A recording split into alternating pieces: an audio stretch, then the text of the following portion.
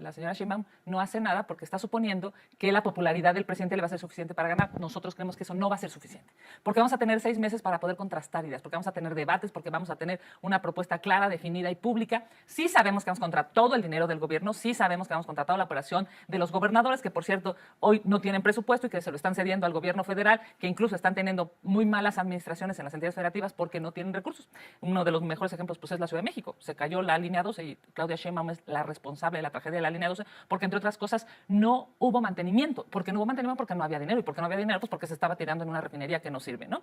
Y nada más, un par de aclaraciones. Lo del mantenimiento del metro de la línea 12 es falso. El mantenimiento no es cierto que haya bajado y que además el presupuesto del metro, pues evidentemente no se puede ir a la refinería porque son dos partidas distintas. Una es local y otra es federal. El presupuesto de la refinería, que es otro debate completo que podríamos tener, pero ese es un presupuesto federal y el mantenimiento de la Ciudad de México es local. Y ahora sí, un poco creo que la respuesta o lo que hace o que explica estos dos puntos que sube Claudia Sheinbaum en estos meses es precisamente que tiene una estrategia de precampaña. Tremendo encontronazo acaban de tener y ponen en su lugar a Kenia López Barragán, que andaba bien alzadita ella, que porque ya la habían incluido en la campaña de Xóchitl Gálvez y que ella iba a hacer que tronaran los chicharrones, y lo único que tronaron fueron ellos, amigos, porque incluso gracias a Kenia López Barragán y toda la bola de tonterías que han estado haciendo los praniaguados, han bajado hasta 2 puntos, amigos. 2 puntos. ¿Qué quiere decir? Que la misma gente que estaba con ellos apoyándolos ya ni siquiera los quieren apoyar. Y esto cuando todavía faltan meses para las campañas.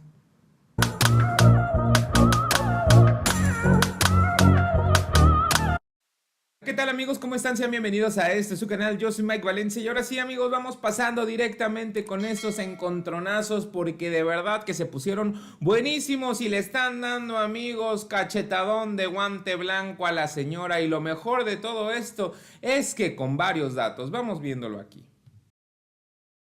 Renata, de Claudia Sheinbaum, permíteme regresar a esta asociación que se hacía en los resultados. ¿Por qué o a qué atribuyes que la gente tiene la impresión que quien toma las decisiones en el equipo de Claudia Sheinbaum, y bueno, lo acaba de decir también Kenia, es el presidente López Obrador? Es decir, y la gente así lo interpreta, que entregó el bastón, pero no el mando. ¿Cómo lo procesan ustedes? Bueno, creo que hay dos cosas fundamentales. Una, que ha sido la línea discursiva por parte de la oposición, que Claudia Sheinbaum es un títere, lo cual a mí siempre me ha parecido que tiene un tufo un poco misógino. No creo ni que Claudia Sheinbaum, cualquier persona que conocemos a Claudia Sheinbaum es una persona con muchísima personalidad. No tengo duda que ella toma sus decisiones. Lo mismo lo hace Xóchitl Gálvez. Tampoco creo que Xóchitl Gálvez no tome sus decisiones. Creo que las toma. No estoy de acuerdo con las decisiones que toma. Creo que ha fallado en su precampaña, pero creo que lo hace ella y espero que lo haga ella. Pero sí veo una narrativa muy sincronizada por parte de la oposición de decir no es ella, sino es López Obrador. Y eso, por supuesto, permea. Eso, digamos, eso en general. Ahora, yo pongo dos puntos sobre la mesa de cómo esta narrativa no creo que se sostenga, ¿no? El hecho de el candidato Omar García Harfuch, alguien que trató de competir, una persona muy cercana a Claudia Sheinbaum, que entra a competir y después dicen, bueno, es que si queda Clara Brugada, entonces es que AMLO decide. Y si queda Omar García Harfuch, es que Claudia Sheinbaum entonces sí decidió. Bueno, verdaderamente si Claudia Sheinbaum en realidad no decidiera y fuera un mero títere, pues hubiera sido ilógico haber metido a Omar García Harfuch a una contienda que sí generó resistencia, que generó debate interesantísimo en la Ciudad de México, una militancia muy activa, la de Morena en Ciudad de México. Hubiera sido un balazo en el pie ilógico.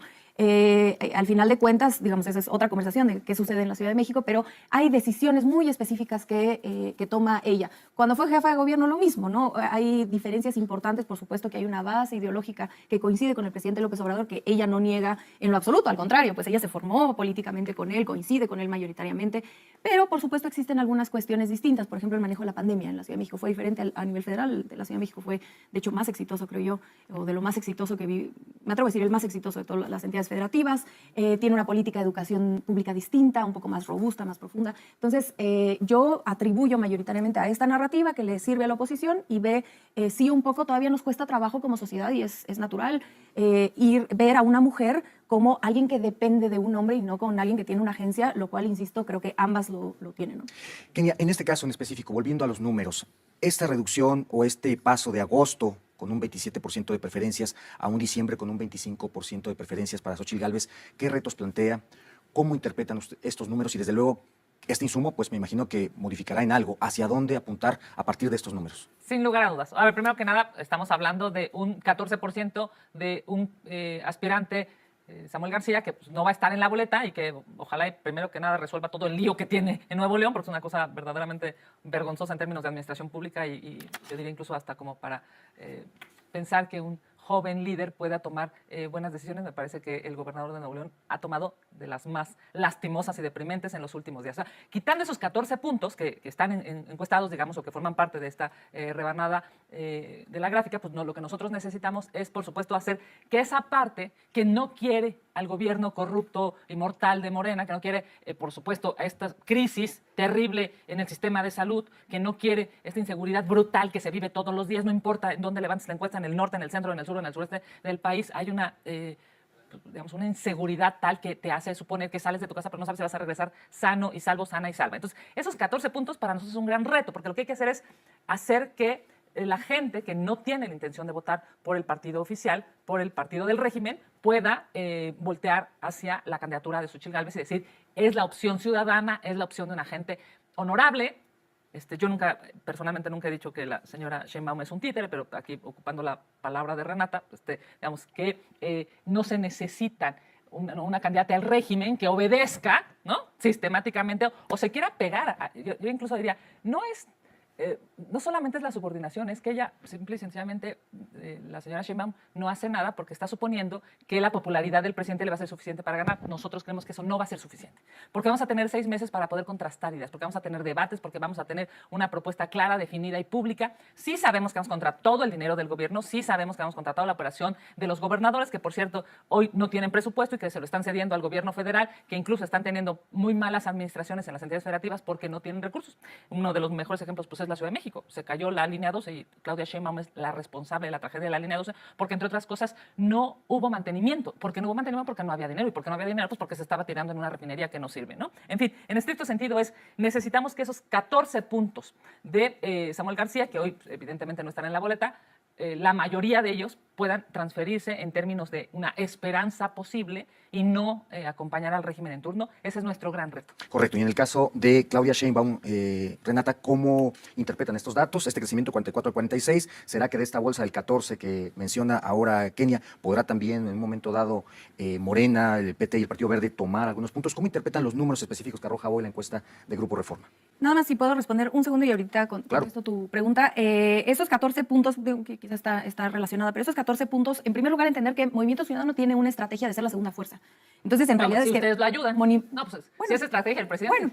Bueno, como lo quieran ver, pero Movimiento Ciudadano tiene su... No lo estoy defendiendo. Estoy diciendo simplemente que Movimiento Ciudadano tiene una estrategia clara y definida desde hace mucho tiempo, que es ser la segunda fuerza. Su principal competidor hoy es el Frente, no es ni siquiera Morena, porque Morena está muchísimo más arriba.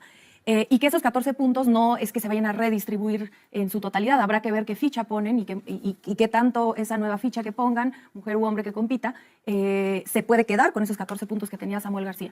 Eso en primer lugar, ¿no? En segundo lugar, en otras encuestas hemos visto que la segunda opción de la gente que está por MC no es el Frente, siempre, sino una parte importante del electorado de MC, su segunda opción sería Morena. Entonces, en todo caso, si se redistribuyeran, quizás se iría mucho más hacia Morena que hacia el Frente. Y nada más, un par de aclaraciones. Lo del mantenimiento del metro de la línea 2 es falso. El mantenimiento no es cierto que haya bajado y que además el presupuesto del metro, pues evidentemente no se puede ir a la refinería porque son dos partidas distintas. Una es local y otra es federal. El presupuesto de la refinería, que es otro debate completo que podríamos tener, pero ese es un presupuesto federal y el mantenimiento de la Ciudad de México es local. Y ahora sí, un poco creo que la respuesta o lo que hace o que explica estos dos puntos que sube Claudia Sheinbaum en estos meses es precisamente que tiene una estrategia de pre-campaña, ¿no? Que es sumar gente, abrir sectores que pudieron haberse separado, cierto, no todo el sector completo, pero parte del sector académico, el sector cultural que se pudieron haber alejado, parte de la 4T. Ella busca ese acercamiento, siendo ella científica, académica, pues tiene todo el sentido. Y creo además que trae una estrategia a nivel territorio muy importante que se refleja en este incremento. En este caso, otro dato, Kenia, que aporta esta encuesta es este tema sobre el hecho de que la gente, un 48%, opina que el próximo presidente debería tener una mayoría en el Congreso. ¿Qué líneas discursivas se implementan ahí? Es decir, pareciera que la gente, al menos con estos datos, que la gente prefiere un Congreso cercano al presidente en turno. A ver, sin lugar a dudas, un Congreso cercano nunca será malo. Lo que es malo es un Congreso sumiso. O sea, un Congreso que solamente vaya y levante la mano a todos los caprichos del presidente de la República, como es el Congreso que estamos viviendo en este momento. Es impresionante que tú ves el nivel de diálogo o de debate o de entendimiento de las cosas en el Congreso y a veces pues muchos diputados y senadores dejan muchísimo que desear, porque la verdad es que solamente van a levantar la mano o en su caso de fijar una posición o definir un voto por una instrucción del presidente López Obrador. A mí me parece, yo soy digamos, una mujer parlamentaria de toda mi vida, me parece que siempre un Congreso que tome buenas decisiones a favor de los mexicanos será bueno. Un Congreso que tome decisiones solamente a favor del presidente me parece que es totalmente destructivo. Por eso es que vemos a un presupuesto totalmente, digamos, volcado a los caprichos del presidente y a las necesidades del presidente, no a lo que en realidad necesitan los mexicanos. O sea, es imposible entender cómo los diputados de Morena y sus aliados, que por cierto, según la encuesta, pues, la mayoría de sus aliados ya no va a tener registro, ojalá, porque le hacen muchísimo daño al país, estos partidos chiquitos junto con Morena, pues terminan votando un presupuesto no para la seguridad de los mexicanos, no para que los mexicanos tengan estancias infantiles, tengan escuelas de tiempo completo, tengan medicinas. Votan los caprichos y las necesidades de un señor desde Palacio Nacional que vive alejado de la realidad. Ahora, evidentemente, como parlamentaria te diría, por supuesto que necesitamos legisladores que puedan acompañar en su momento a Xóchitl Gálvez, por supuesto. Ya vimos cómo es necesario que haya un acompañamiento de los dos poderes, pero un poder no puede estar sumiso, digamos, sumiso al otro, no debe. Los poderes son para equilibrarse, los poderes son para, digamos, incluso detener los excesos del otro. Si me apuras, pues por eso estaremos pensando siempre que vale la pena defender al Poder Judicial y a la Corte ante las necesidades de este gobierno o de la señora que esté en turno, que yo espero que la señora en turno sea Xóchitl Gálvez y que incluso ese poder pueda en algún momento decirle al Ejecutivo, estando nosotros en la presidencia, esto no es así porque la Constitución dice otra cosa y se pueda defender la Constitución que está por encima de cualquier partido o cualquier líder político, cualquier aspirante a Mesías. Renata, otro dato también que aporta esta encuesta es, se le pregunta a la gente si cree que la elección presidencial de 2024 ya está muy definida en favor de Morena o el resultado es incierto y la oposición aún puede ganar. La respuesta que nos dan es que el resultado es incierto, un 48%, es decir, consideran todavía que la oposición aún puede ganar, y un 47% dicen que está muy definida en favor de Morena. ¿Será que ahí puede haber un riesgo en un momento dado para la campaña de Claudia Sheinbaum? Es decir, que caigan en confianza. ¿Cómo interpretar este dato en específico? Excelente pregunta. Yo creo que es muy positivo ese número que vemos. En democracia esperamos, queremos que haya incertidumbres, ¿no? Si no, de pronto tener una democracia donde todos sabemos qué va a pasar, pues no estoy muy segura si lo fuera. Entonces este dato creo que es interesante y positivo para la democracia. Yo creo que la estrategia de Claudia Sheinbaum y del movimiento de la Cuarta Transformación, no, precisamente para no caer en confianzas, que no creo que sea el caso, vemos, insisto, a Claudia Sheinbaum sin parar, una campaña muchísimo más robusta que la de Xóchitl Gálvez, a pesar de llevar 20 y tantos puntos de diferencia. Entonces, en lo absoluto veo ni a ella ni a nadie en la campaña confiados, ni de la presidencia, ni mucho menos. Pero además de todo, recordar que Morena propone, además de ganar la presidencia, precisamente lo que le llama el plan C, que sería apelar a 2/3 partes del Congreso para poder hacer esas reformas constitucionales que este sexenio se detuvieron porque el Frente dijo que ni siquiera iba a tomarse la molestia de leer las propuestas que se envían desde el Ejecutivo, lo cual pues me parece que faltan a su labor, ¿no? Pueden estar en desacuerdo y votar en contra, pero esa declaración me pareció siempre muy desafortunada, decir ni siquiera lo vamos a leer porque es parte de su trabajo, ¿no? Y eso me parece un error con el electorado. Entonces me parece que la campaña de Claudia Sheinbaum, además de girar alrededor de ganar el Ejecutivo, pues tendrá por supuesto este enorme reto de llegar después del 2 de junio con más de 2/3 partes, ¿no? Kenia López, a partir de los datos, a partir de lo que se ha comentado en esta mesa, ¿qué apuntes sacan de estos resultados que aporta el día de hoy el periódico Reforma en cuanto a preferencias, en cuanto a la disposición de la gente respecto a las precandidatas, hacia dónde orientar sus líneas discursivas y desde luego la campaña política? A ver, sin lugar a dudas hay varias cosas que nos esperanzan de la encuesta. La primera es que de cada 100 personas, 33 no conocen a Xóchitl Gálvez. Y eso es extraordinario, porque lo que hay que hacer es que todo México la conozca y además la ame, sepa de su trabajo, su lucha, esta, digamos, extraordinaria de venir de una comunidad en Hidalgo, salir adelante, venirse a la Ciudad de México, vivir sola contra toda la Ciudad de México, llamémosle así, la inseguridad y cualquier cosa, y ella lo ha contado en su historia. Es una historia de éxito, es una historia ganadora, es una historia de superación, es una historia esa que todos queremos para nosotros, para nuestra familia, si tienes hermanos, para tus hermanos, si tienes hijos, para tus hijos. Esa historia en la que todos van a salir adelante si el país tiene las condiciones necesarias. Obviamente, si de cada 100, 33 no conocen a Xóchitl, tenemos hoy un gran reto y es llevarla que la conozcan, que sepan su nombre, que sepan su vida y en su momento que sepan sus propuestas en los 2.400 municipios de este país. Y hay una cosa que a mí también me esperanza muchísimo y tiene que ver con tu última pregunta. La mitad de la gente, o sea, el 48% más de los que creen que ya está definida, el 48% cree que no está definido esto. Porque este partido no ha empezado, porque este partido no, el árbitro no ha silbado el primer minuto, porque claramente vamos a tener meses suficientes para hacer que la gente conozca la realidad de nuestra candidata y sepa también que hay esperanza de futuro. Porque suponer que lo que está viviendo este país se pueda volver a repetir en 6 años o se pueda acrecentar y ponerse más conflictuante, me parece brutalmente peligroso. Pensar que López Obrador va a tener la mayoría de los ministros para instruirles a modo en la Suprema Corte de Justicia de la Nación es brutal, es terrible. Pensar que López Obrador va a tener los votos para lastimar al INE, no solamente presupuestalmente, sino para destruir ese organismo constitucionalmente autónomo que nos costó tanto trabajo construir como mexicanos, es terrible para la democracia, para ti, para tu familia, para todos los que nos rodean. Yo entiendo, por supuesto, que en las campañas se gana y se pierde. Lo que no puede ser es que ya sabiendo todo el daño que le va a hacer a México, este gobierno pueda continuar. Yo estoy muy esperanzada porque sé que de este lado, del lado de Xóchitl Gálvez, del lado del frente, tenemos hoy la esperanza en nuestras manos para construir un mejor país y que la gente pueda vivir mucho mejor, sí, con los programas sociales, pero con mucho más cosas. También con salud, también con medicinas, también con vacunas, también con escuelas de calidad, también con todo eso que se puede en otros países y que aquí claramente o es por ineficiencia de Morena y de López Obrador o es por corrupción. Si algo vale 3 veces más de lo que dijeron que iba a costar, pues o son verdaderamente inútiles o son verdaderamente corruptos. O es por complicidad con el crimen organizado. Pero cualquiera de esas cosas no las podemos permitir en México. Y yo cierro diciendo, esta precampaña de Xóchitl Gálvez es de brazos abiertos y de puertas abiertas para todas y todos los mexicanos que quieren un México mejor. Renata, ¿qué lecciones sacan?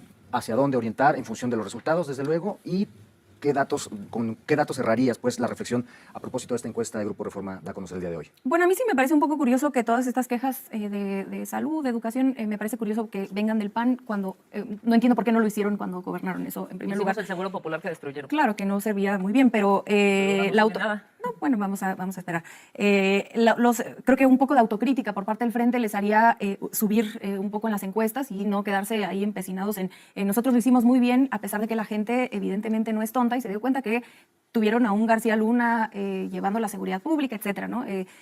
A mí sí me sorprende o me causa mucha curiosidad saber cómo es que explican entonces la aprobación del presidente López Obrador y los datos que vemos hoy en la encuesta del Reforma, si todo es tan catastrófico como lo vende el Frente. No me queda muy claro a qué lo atribuyen entonces estos números, ¿no? Los que vemos, y no solamente en las encuestas, no solamente en las aprobaciones del presidente, sino en las últimas elecciones que se han tenido a partir del 2018, donde Morena gana prácticamente en donde se presenta.